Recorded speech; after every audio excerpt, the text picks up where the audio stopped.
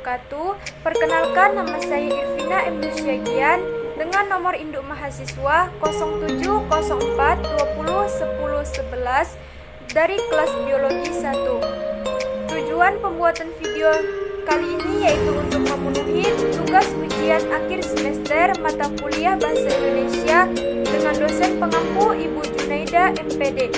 Materi yang pertama yang akan saya bawakan yaitu ejaan bahasa Indonesia. Pengertian ejaan bahasa Indonesia ditinjau dari dua segi, yaitu segi khusus dan segi umum.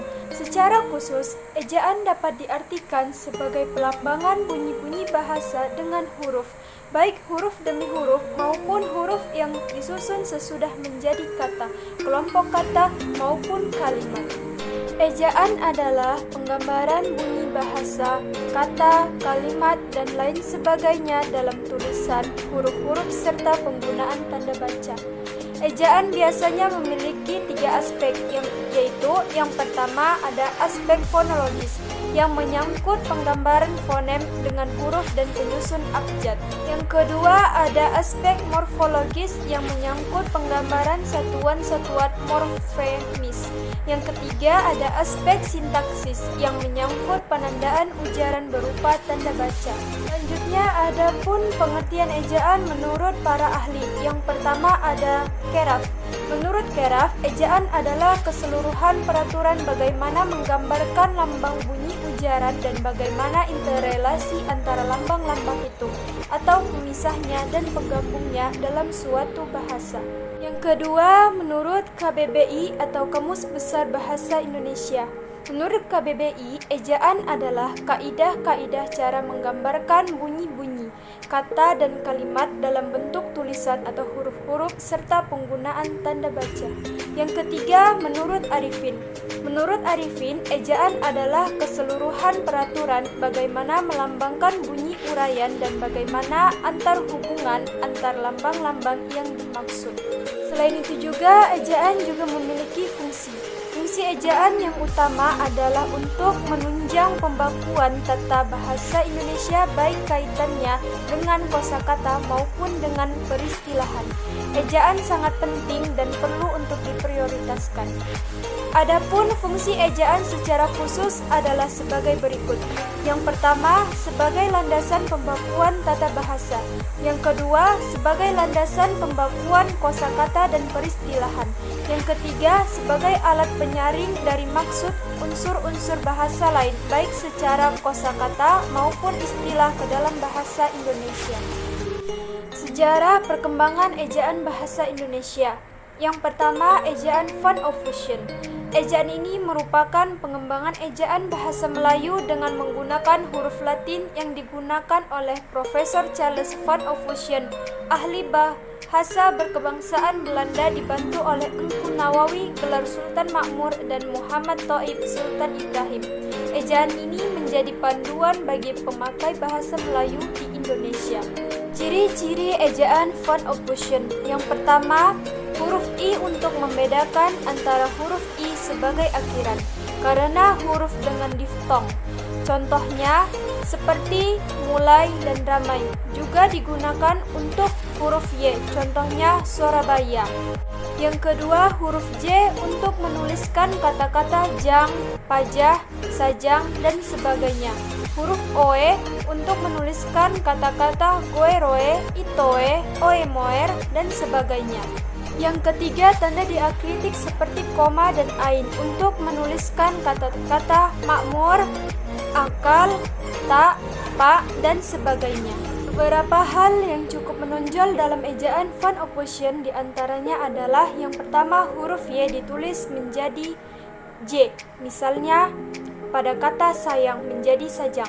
Yang kedua, huruf U ditulis menjadi Oe, misalnya pada kata sempurna menjadi sempoerna. Selanjutnya, yang ketiga, huruf K pada akhir kata atau suku kata ditulis dengan tanda koma di atas. Contohnya, pada kata rakyat menjadi rakyat. Yang kedua, ejaan republik. Ejaan republik diresmikan pada tanggal 19 Maret 1947 menggantikan ejaan sebelumnya yaitu ejaan Van Ophusen. Ejaan ini dikenal juga dengan nama Ejaan Suwandi yang menjabat Menteri Pendidikan dan Kebudayaan pada saat itu. Ciri-ciri Ejaan Republik. Yang pertama, huruf OE diganti dengan U. Contohnya pada kata guru, itu, umur, dan sebagainya. Yang kedua, bunyi hamzah dan bunyi sentak ditulis dengan huruf K. Contohnya pada kata tak, pak, rakyat, dan sebagainya. Yang ketiga, kata ulang boleh ditulis dengan angka 2. Contohnya seperti kanak-kanak, berjalan-jalan, dan ke barat-baratan. Yang keempat, awalan di dan kata depan di kedua-duanya ditulis serangkai dengan kata yang mendampinginya. Yang ketiga, ejaan pembaharuan. Ejaan pembaharuan direncanakan untuk memperbarui ejaan Republik. Penyusunan itu dilakukan oleh Panitia Pembaruan Ejaan Bahasa Indonesia pada tahun 1957 oleh Profesor Prijono dan E. Katopo. Namun, hasil kerja panitia itu tidak pernah diumumkan secara resmi sehingga ejaan itu pun belum pernah diberlakukan. Ciri-ciri ejaan pembaruan. Yang pertama, gabungan konsonan diubah menjadi J. Yang kedua, gabungan konsonan TJ diubah menjadi TS.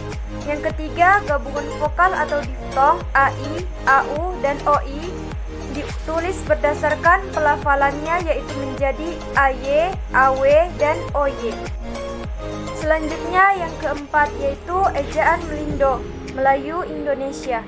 Ejaan Melindo sebagai hasil usaha penyatuan sistem ejaan dengan huruf Latin di Indonesia dan Persekutuan Tanah Melayu pada tahun 1959.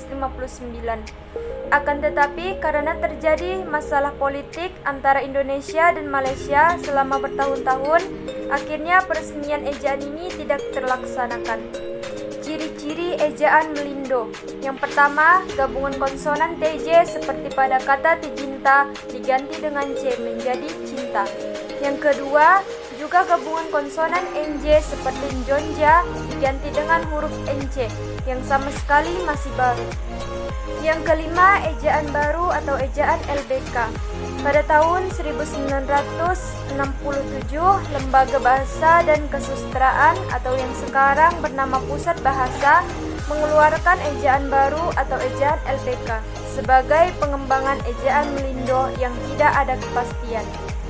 Pada ejaan ini sudah banyak perubahan ejaan yang disempurnakan. Hampir tidak ada perbedaan antara ejaan baru dengan EYD, kecuali pada rincian kaidah-kaidahnya. Yang keenam, ejaan bahasa Indonesia yang disempurnakan atau EYD. Ejaan ini diresmikan pada tanggal 17 Agustus 1972 berdasarkan putusan Presiden nomor 57 tahun 1972 oleh Presiden Republik Indonesia Soeharto untuk menggantikan ejaan Republik atau ejaan Suwandi.